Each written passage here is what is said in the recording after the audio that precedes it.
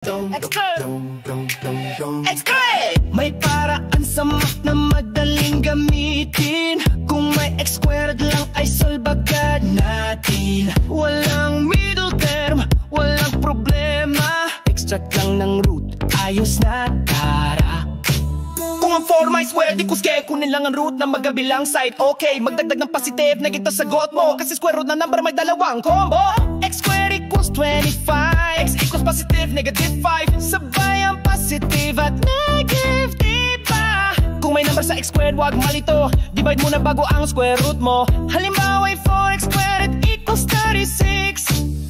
Halimbawa 4x squared equals 36. Divide both sides by 4. X squared equals 9 ay magiging x equals positive, negative 3. Oh, diba? Ang dali, astig pa! Oh, kung may plus o minus bago mag-square, isolate mo muna para maging fair. Gamitin ang steps, move, divide, then root. Dapat balance para walang dispute.